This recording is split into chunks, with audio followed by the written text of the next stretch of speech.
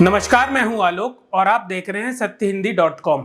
आइए नजर डालते हैं अब तक की सुर्खियों पर। देश के 8 राज्यों में छठे चरण का मतदान संपन्न हुआ। भीषण गर्मी के बावजूद लोग वोट डालने मतदान केंद्रों तक पहुंचे। शाम 5 बजे तक के आंकड़ों के मुताबिक देश में 57.70% मतदान हुआ। पश्चिम बंगाल में सबसे अधिक 77.99% मतदान हुआ। वहीं झारखंड में 61.41, उत्तर प्रदेश में 52.2, ओडिशा में 59.60, जम्मू कश्मीर में 51.35, बिहार में 52.24, हरियाणा में 55.93 और दिल्ली में 53.73% मतदान हुआ। देश में विपक्षी गठबंधन के चुनाव जीतने के बाद प्रधानमंत्री कौन होगा, ये सवाल विपक्ष के नेताओं के पीछे पड़ गया है। शिमला पहुंचे अखिल भारतीय कांग्रेस कमेटी के अध्यक्ष मल्लिकार्जुन खड़गे से भी यही सवाल पूछा गया, तो उन्होंने कहा कि ये सवाल कौन बनेगा करोड़पति जैसा हो गया है। मल्लिकार्जुन खड़गे ने कहा कि गठबंधन की सरकार बनने पर विपक्ष के सभी नेता मिलकर यह तय करेंगे। साल 2004 और साल 2009 में कांग्रेस के सबसे बड़ी पार्टी होने के बावजूद सोनिया गांधी ने प्रधानमंत्री बनने के प्रस्ताव को ठुकरा दिया था। 10 साल हमने गठबंधन की यूपीए सरकार चलाई है, वो ये भूल गए हैं। मनमोहन सिंह एक अर्थशास्त्री प्रधानमंत्री थे। अखिल भारतीय कांग्रेस कमेटी के अध्यक्ष मल्लिकार्जुन खड़गे ने आरोप लगाया कि प्रधानमंत्री नरेंद्र मोदी देश को हिंदू और मुस्लिम में बांटने की कोशिश कर रहे हैं। उन्होंने कहा कि कांग्रेस प्रधानमंत्री नरेंद्र मोदी के खिलाफ नहीं, बल्कि उनकी विचारधारा के खिलाफ है। मल्लिकार्जुन खड़गे ने कहा कि धन बल, गुंडागर्दी और ईडी सीबीआई का इस्तेमाल कर बीजेपी ने लोकतंत्र को कमजोर करने का काम कर रही है। कलंकित लोगों को भाजपा ने अपनी वॉशिंग मशीन में साफ कर पार्टी में शामिल कर लिया। संविधान और लोकतंत्र को बचाने के लिए इंडिया गठबंधन एकजुट हुआ है। 5 न्याय गारंटी कांग्रेस दे रही है, जिसमें युवा, किसान, महिलाओं को सशक्त किया जाएगा। प्रधानमंत्री नरेंद्र मोदी ने शनिवार को विपक्ष पर तीखा हमला करते हुए कहा कि इंडिया गठबंधन वोट के लिए अपने वोट बैंक के सामने मुजरा भले ही कर सकता है, लेकिन वह उन्हें SC/ST को दिए गए आरक्षण लाभ को छीनने नहीं देंगे। यह आरक्षण भारतीय संविधान ने ST/OBC समुदाय को दिया है। हालांकि मोदी का मुजरा वाला बयान स्तरहीन है और इंडिया गठबंधन की किसी भी पार्टी ने कभी भी ये नहीं कहा कि SC/ST और OBC को दिए गए आरक्षण को छीन लेंगे, बल्कि संविधान में बदलाव के लिए 400 पार का नारा भाजपा की ओर से आया था। पीएम मोदी ने विपक्षी गठबंधन इंडिया पर शनिवार को तीखा हमला किया और उन पर मुस्लिम वोट बैंक के लिए गुलामी और मुजरा करने का आरोप लगाया। पीएम मोदी के इस बयान पर पवन खेड़ा ने कहा है कि समझ नहीं आ रहा कि पीएम मोदी एक बार फिर जुबान फिसली है या कुछ और बात है। समझ ही नहीं आ रहा कि वो क्या कह रहे हैं। उन्होंने कहा कि शायद उनकी आदत धूप में जाकर प्रचार करने की नहीं है। राहुल गांधी की तो आदत है, वे 4000 किलोमीटर पैदल चल चुके हैं। जिन शब्दों का वे इस्तेमाल करते हैं, मुजरा करेगी कांग्रेस पार्टी, इस तरह के शब्दों का इस्तेमाल एक प्रधानमंत्री के पद पर बैठे व्यक्ति को बिल्कुल शोभा नहीं देता। उन्होंने कहा कि मुझे लगता है पीएम मोदी को आराम की जरूरत है। मैं अमित शाह और JP नड्डा जी दोनों को आग्रह करना चाहता हूं, अगर वे आपकी थोड़ी सी भी सुनते हैं तो तुरंत उनका इलाज करवाइए। उनको इलाज की आवश्यकता है। नरेंद्र मोदी जी अब थक चुके हैं, बीमार हैं। उत्तर प्रदेश में छठे चरण का मतदान संपन्न हुआ। इसी बीच कांग्रेस महासचिव प्रियंका गांधी और समाजवादी पार्टी के मुखिया अखिलेश यादव की आज शनिवार को गोरखपुर में जनसभा भी हुई। प्रियंका गांधी ने गोरखपुर की धरती से पीएम नरेंद्र मोदी और बीजेपी पर प्रहार करते हुए कहा कि ये पवित्र धरती है। ये संदेश यहाँ से पूरे देश में भेजा है। ये केंद्र और प्रदेश की सरकार किसके लिए चल रही है? 70 करोड़ लोग बेरोजगार हैं। पीएम मोदी को बताएं कि अब समय आ गया है। मोदी की जुबान से क्या निकल रहा है? बिहार में भाषण के ऐसे शब्द इस्तेमाल किए जा रहे हैं जो किसी देश के पीएम ने नहीं किए होंगे। पीएम पद का हम सब आदर करते हैं। क्या मोदी जी की जिम्मेदारी नहीं बनती कि इस पद की गरिमा रखें?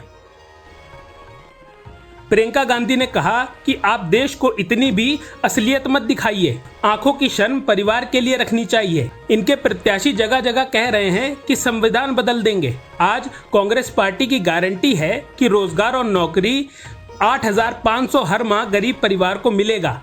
खेतों के मुआवजा और भुगतान मिलेगा। पढ़ाई के लिए कर्ज माफ होगा। दिहाड़ी 400 से कम कोई नहीं दे पाएगा।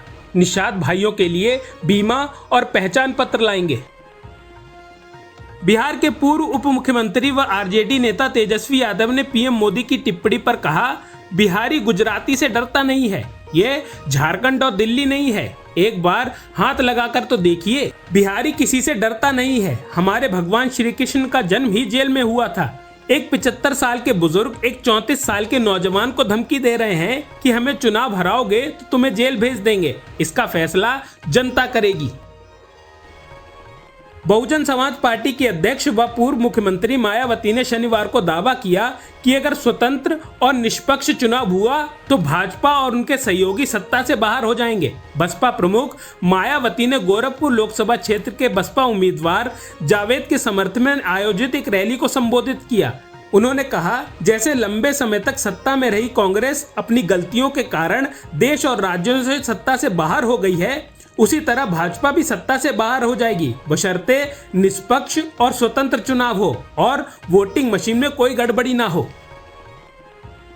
राष्ट्रीय जनता दल ने भारतीय जनता पार्टी पर आदर्श चुनाव आचार संहिता के उल्लंघन करने का आरोप लगाया है। रजत ने इस मामले पर चुनाव आयोग से सख्त कार्रवाई करने की मांग की है। इस संबंध में राष्ट्रीय जनता दल के प्रवक्ता चितरंजन गगन ने मुख्य निर्वाचन आयुक्त को ज्ञापन दिया है, जिसमें उन्होंने आरोप लगाया है कि आज बिहार के जिन 8 लोकसभा क्षेत्रों में मतदान हो रहा है, वहां के संस्करणों में प्रकाशित समाचार पत्रों में भारतीय जनता पार्टी द्वारा प्रधानमंत्री नरेंद्र मोदी की तस्वीर के साथ भाजपा का विज्ञापन प्रकाशित किया गया है।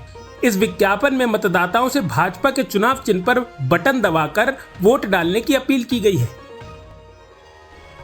रजत प्रवक्ता चितरंजन गगन ने आरोप लगाते हुए कहा कि आज छठे चरण के मतदान के दिन अखबारों में विज्ञापन प्रकाशित करवाकर भाजपा ने साबित कर दिया है कि भाजपा के लिए आदर्श चुनाव आचार संहिता के कोई मायने नहीं है। इस प्रकरण पर चुनाव आयोग की चुप्पी इसके निष्पक्षता पर सवाल उठाती है। विपक्ष के छोटे छोटे मामलों पर भी एफआईआर दर्ज करने वाली और नोटिस जारी करने वाली चुनाव आयोग भाजपा के मामलों में चुप्पी साध लेती है। चुनाव आयोग ने शनिवार को पिछले 5 फेज में हुई चुनाव के संबंध में फाइनल डाटा पेश कर दिया है। पिछले 5 चरण में हुए चुनाव के किन लोकसभा क्षेत्र में कितने फीसदी वोट डाले गए हैं, उसका डेटा जारी कर दिया गया है। इस दौरान चुनाव आयोग ने कहा कि वोट फीसदी के बारे में गुमराह करने वालों को कुछ नैरेटिव फैलाया गया है। चुनाव आयोग ने प्रेस रिलीज जारी करते हुए कहा कि वोट पोलिंग फीसदी में किसी भी तरह का कोई बदलाव संभव नहीं है। चुनाव आयोग ने कहा कि एक पैटर्न बन गया है कि हमेशा चुनावी प्रक्रिया के बारे में एक गुमराह करने वाली बातें फैलाई जाती हैं। जो वोटिंग हुई है उसमें नंबर में किसी भी तरह की बदलाव की संभावना नहीं है।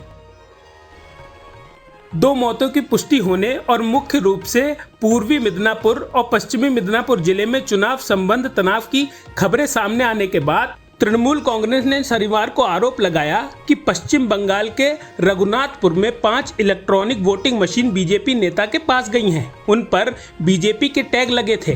टीएमसी ने चुनाव आयोग से शिकायत करते हुए कार्रवाई की मांग की है। टीएमसी ने एक्स पर लिखा कि ममता बनर्जी ने बार बार बताया है कि कैसे भाजपा ईवीएम के साथ छेड़छाड़ करके वोट में हेरफेर करने की कोशिश कर रही थी और आज बांकुरा के रघुनाथपुर में 5 ईवीएम पर भाजपा टैग लगे हुए पाए गए। चुनाव आयोग को तुरंत इस पर गौर करना चाहिए और कार्रवाई करनी चाहिए।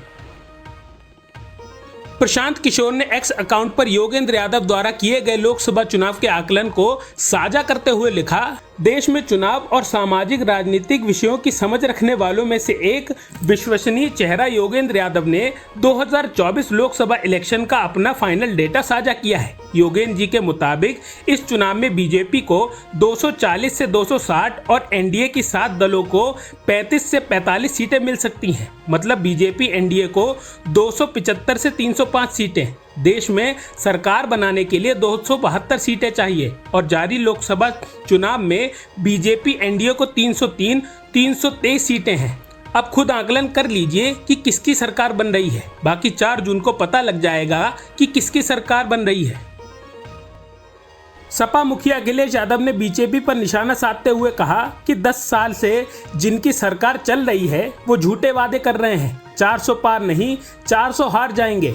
543 में बताओ कितनी 400 पार बन रही है। 143 नहीं, जनता 140 के लिए भी तरसा देगी। गुस्सा बढ़ता जा रहा है। 7वें चरण में गुस्सा 7वें आसमान पर होगा। गोरखपुर और आसपास के जिलों में बेरोजगार हैं। उन्होंने कहा, ये आने वाली पीढ़ी और संविधान बचाने का चुनाव है।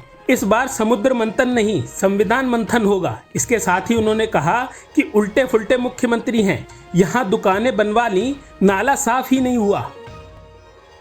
पीडीपी की अध्यक्ष और अनंतनाग राजौरी लोकसभा सीट से उम्मीदवार महबूबा मुफ्ती ने शनिवार को अपनी पार्टी के कार्यकर्ताओं की हिरासत के खिलाफ दक्षिण कश्मीर के बिजबेहरा इलाके में विरोध प्रदर्शन किया। महबूबा ने अपने कार्यकर्ताओं के साथ बिजबेहरा पुलिस स्टेशन के सामने धरना दिया। उन्होंने आरोप लगाया कि एलजी प्रशासन 1987 को दोहराने का प्रयास कर रही है। उन्होंने कहा, सभी पीडीपी पोलिंग एजेंट को विभिन्न पुलिस स्टेशनों में गिरफ्तार कर लिया गया है। सूत्रों का कहना है कि पुलिस ने 9 से ज्यादा पीडीपी कार्यकर्ताओं को हिरासत में लिया है। इससे पीडीपी की पूरा चुनाव व्यवस्था फेल हो गई है।